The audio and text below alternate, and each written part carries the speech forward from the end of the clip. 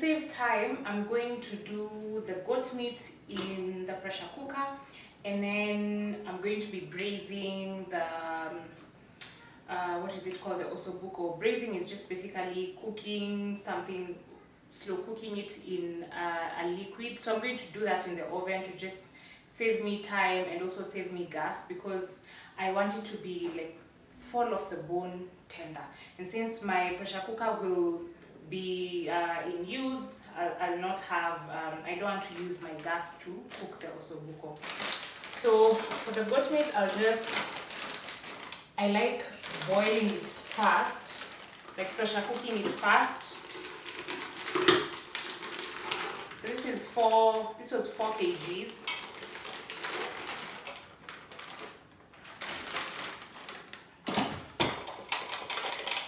I'm going to add salt, a bit of water so it doesn't burn, and then garlic paste. We still have some garlic paste from last month, so that's what we're going to be using.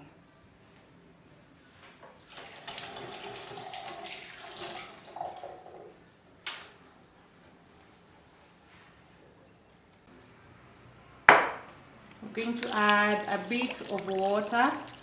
Goat usually has its own water as well, so I'm not going to add too much water. And then salt.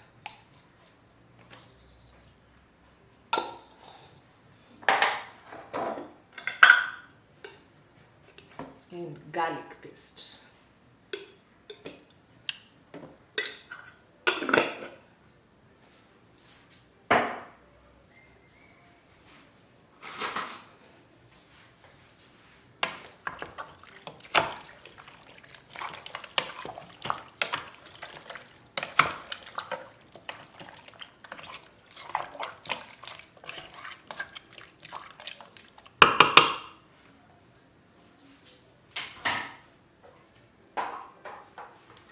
So we'll pressure cook this for about 25 minutes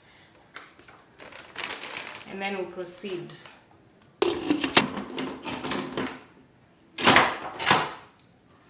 I'm also going to set the pressure valve to sealing just so that it doesn't end up burning. And then I'm going to put this in, I have a room where I usually put my utensils, so that way I'm going to leave the pressure cooker because of the noise and all that, and the heat. So I want to lay out the ossobuco on this. This is a chafing dish because I don't have another bigger tray. So I want to lay them out here so that I'm able to season them with salt and black pepper. The recipe that I found, I don't usually use a recipe, but I thought this time maybe I'll try something different, and that's why I'm actually braising it. But yeah, the recipe said after seasoning with salt and pepper, you coat in a little flour. But because I'm off wheat because of my baby whose eczema flares up because of wheat, I'm going to use gluten-free flour. Never done that before, to coat the ossobuco.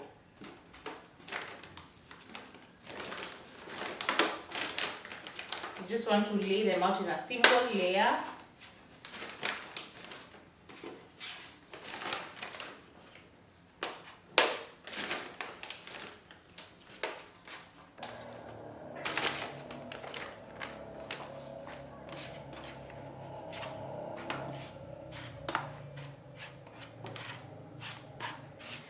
Trying to fit as many as I can so that I don't do too many batches of this.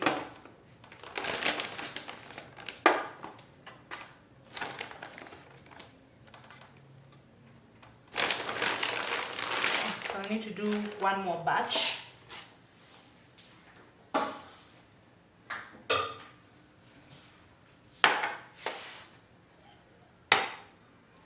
Wash my hands.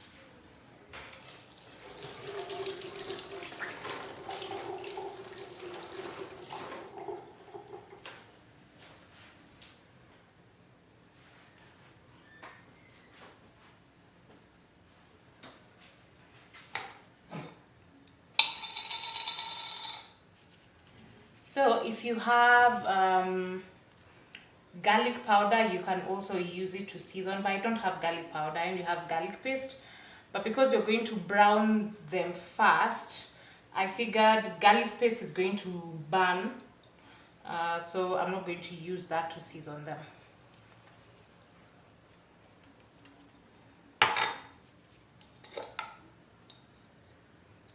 Black pepper.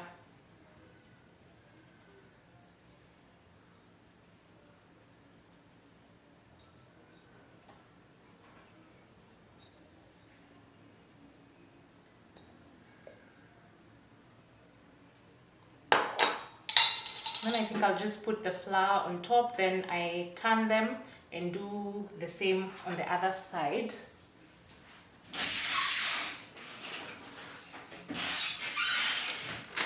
So this is the gluten-free flour that I use.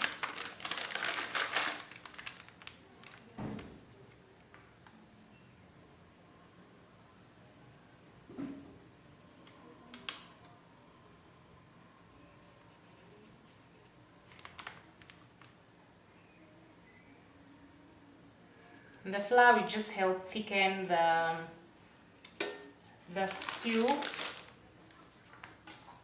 So now we'll turn them and season the other side as well. See, getting this big chafing tray was a brilliant idea, because the other option would have been using one of my chopping boards, but they're not this big. So I would have had to do this a couple of times, and I don't have that much time, so I'm trying to save time.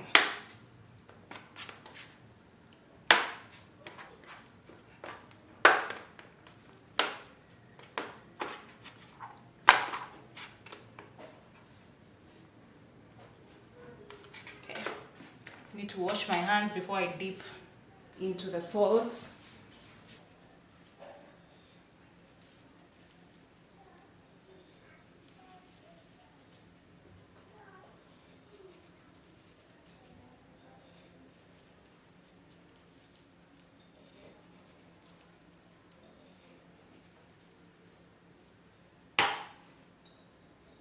And the pepper.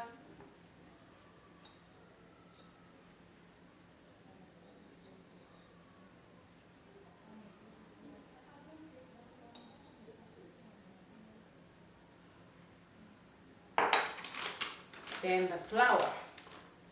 And after this, I'm just going to heat up my pan on really high heat, because we want to brown them fast before we make the sauce. Then put them in the sauce and let them to braise.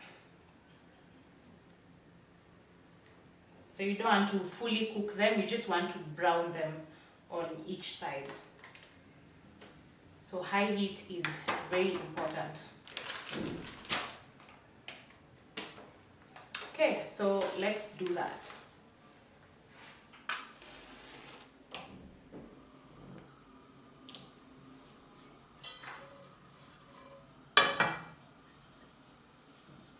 This is just some leftover oil from deep frying. So we're going to let the pan become really hot until the oil is smoking, then we'll start browning. So once your pan is and oil is smoking like this, now we're going to put the seasoned ossobuco just to quickly brown.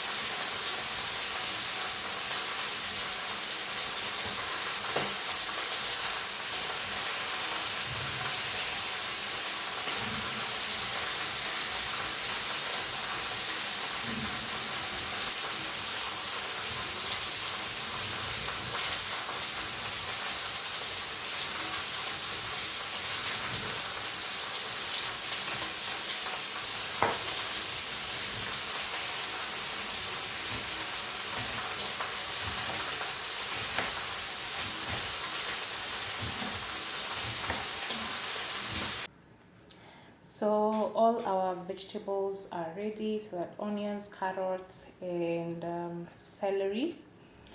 And then I'm going to be using garlic paste.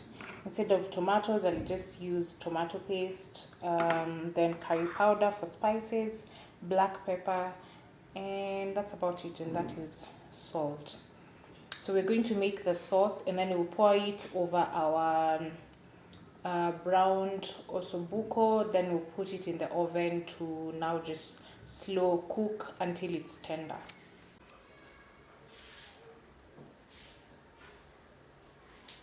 So this is just the same saucepan that I was using to brown them.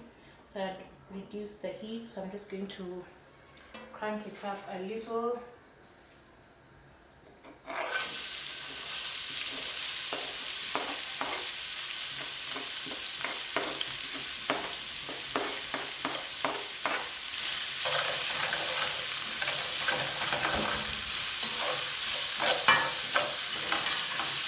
So we just want to sweat the onions, we're not browning them. Then we'll add the carrots and the celery.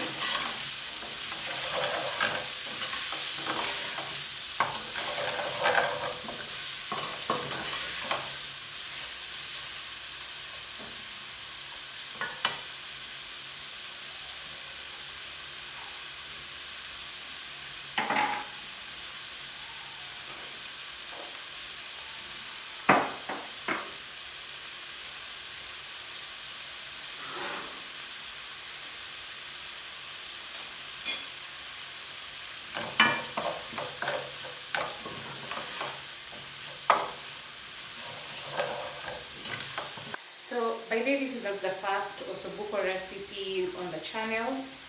Some time back I did an ossobuco in red wine sauce. You should check it out. The red wine really made the sauce really rich and have that dark color. It was really good. So do check that recipe out. For this recipe that I'm using, it was actually calling for white wine, but I didn't want to use wine in this one, just for the people who do not want to use alcohol in their food, although the alcohol gets burned away by the heat, so it doesn't make you drunk. But I just wanted a recipe that doesn't have alcohol in it for people who prefer that.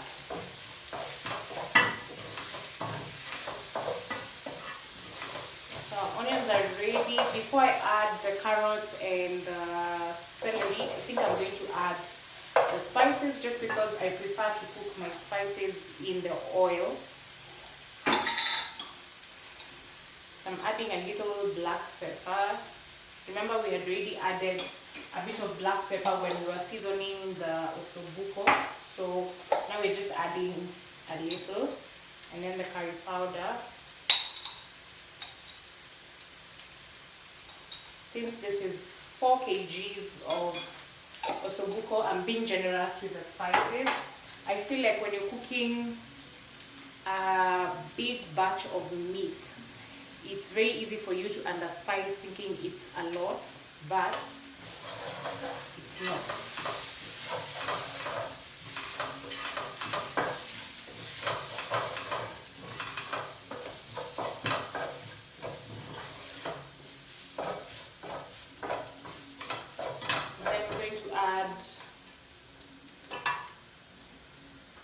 The carrots and the celery.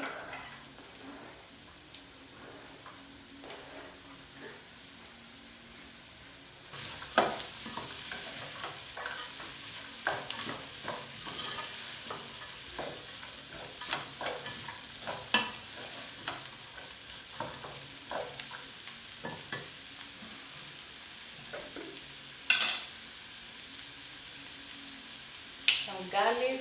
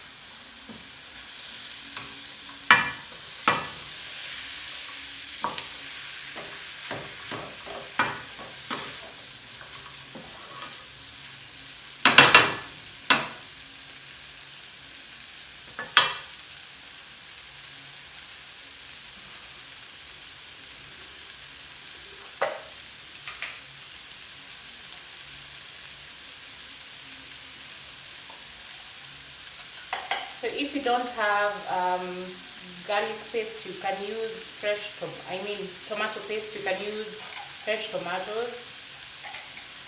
The top fell in.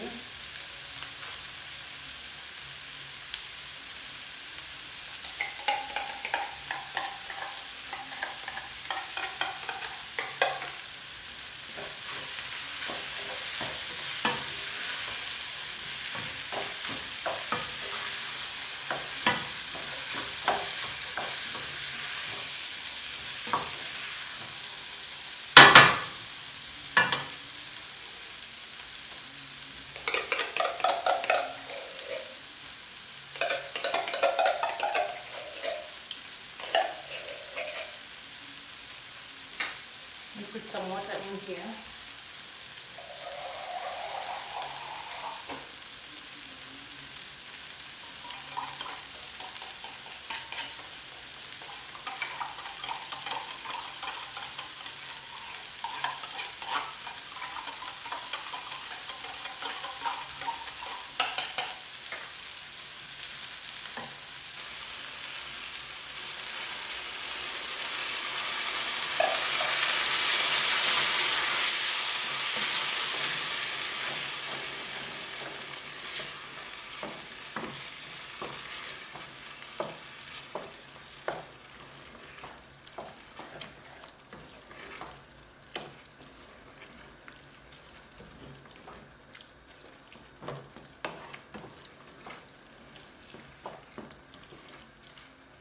I think I'll add another tablespoon of tomato paste.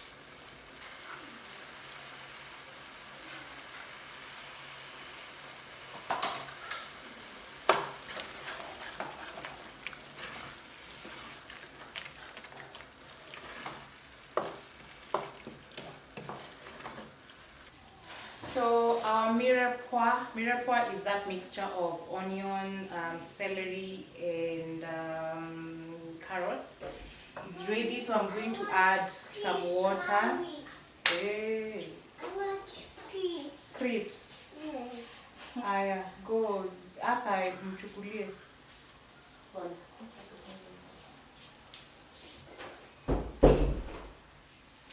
So I'm going to add some water. Normally you're meant to add stock, but I don't have stock, or rather the stock that I have, because I had some bone broth, is not enough. So I'm going to add water, but stock is more ideal because of the flavor and how rich you'll make your stew to be. So I've already started preheating my oven at 160 degrees. Then I want to add a bit of salt.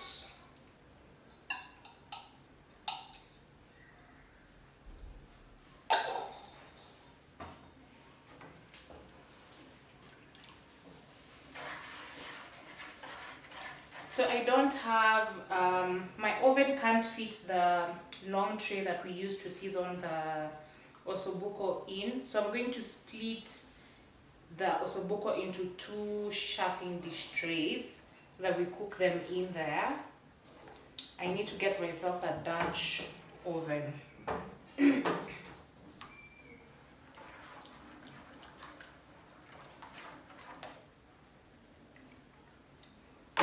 So I need to add a bit more salt because we're still going to add water so that it covers the ossobuco, because it's going to reduce.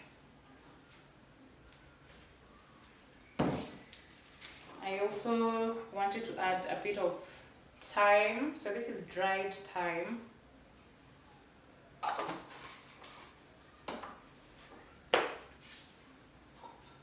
need to refill my salt.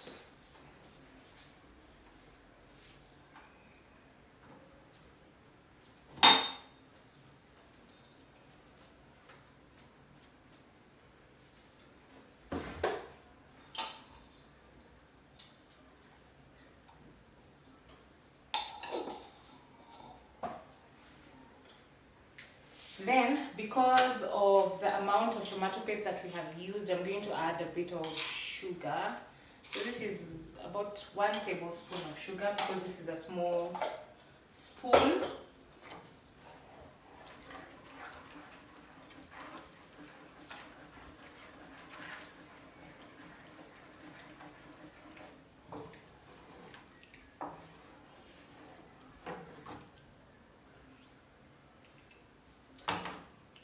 now we divide this.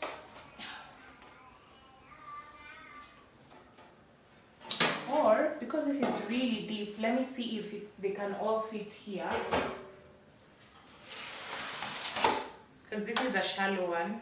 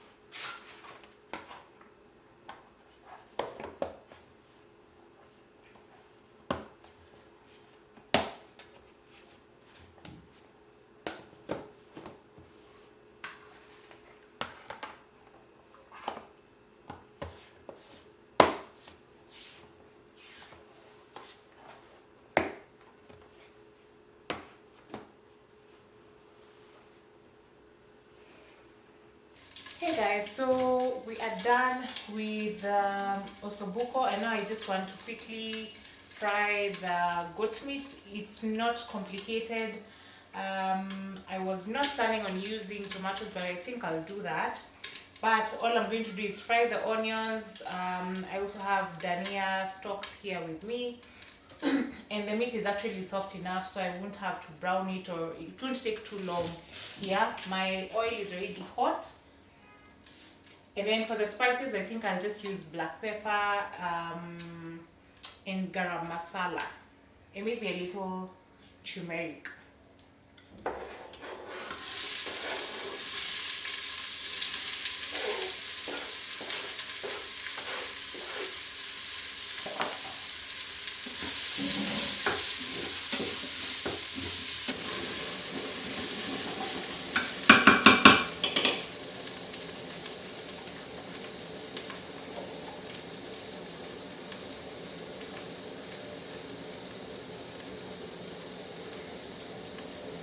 So this is 4 kgs of black pepper, of goat meat. So I put like about 1 teaspoon of black pepper, 2 tablespoons of garam masala,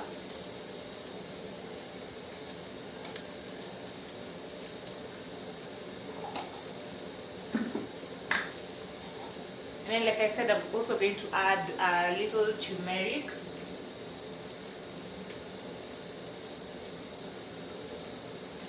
I've just realized I don't have paprika.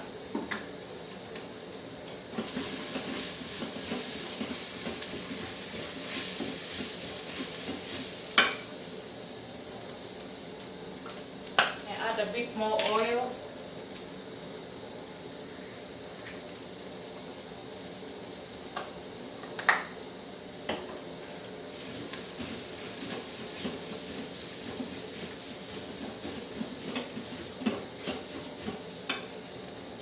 And then we'll add our dania stalks.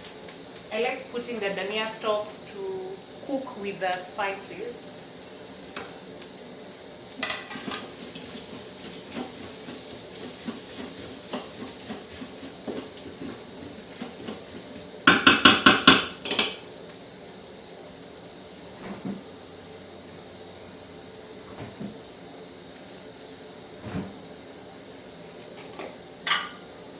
Garlic paste. Remember, we had already boiled our meat with garlic. I'm going to put 3 tablespoons. It's a lot of meat.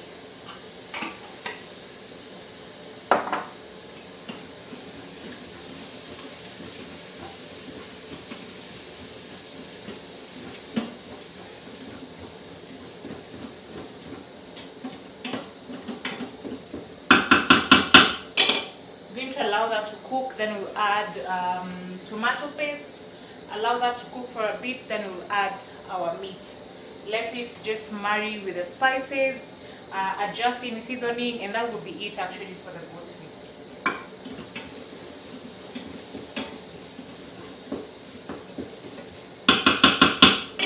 Smells so good.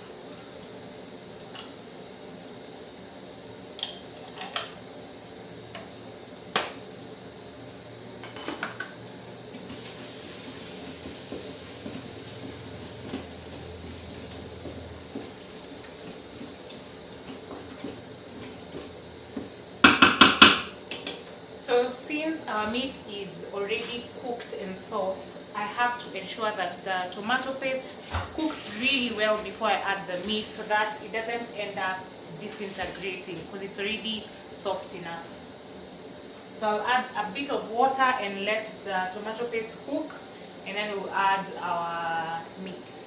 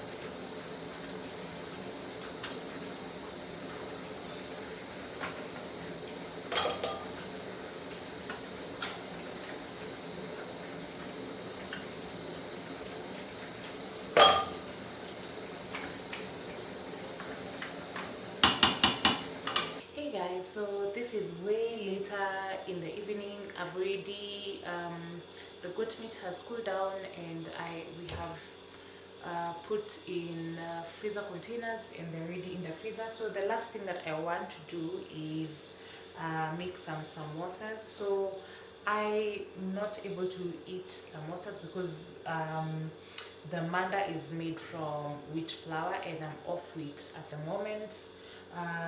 And also my nanny is off wheat at the moment. Okay, she's not off wheat, but she's off spicy food with spices, because she had H. pylori. So these are only for my husband and my kids. So I already had the meat cooked before. It's already cooled down, and I'd already made the samosa pockets. I have a video showing you how to make samosa pockets. It's at the last time I checked, it was at 1.3 million views, so you should check it out. I'm going to link it, but it's a very comprehensive tutorial. So anyway, so I'm going to fill the samosas, and then we'll put them in this Tupperware container, which is freezer friendly. Then we'll freeze them. I'll show you guys what I do to ensure that they don't stick together.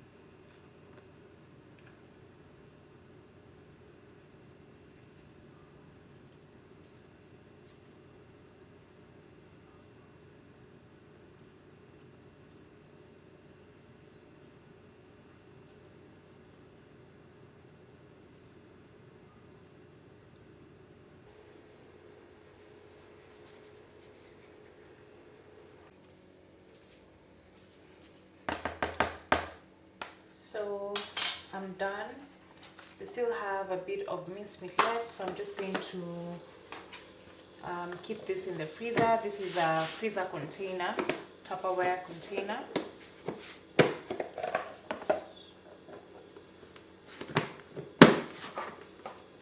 Have to make sure it's properly closed so that the meat doesn't get any freezer burns.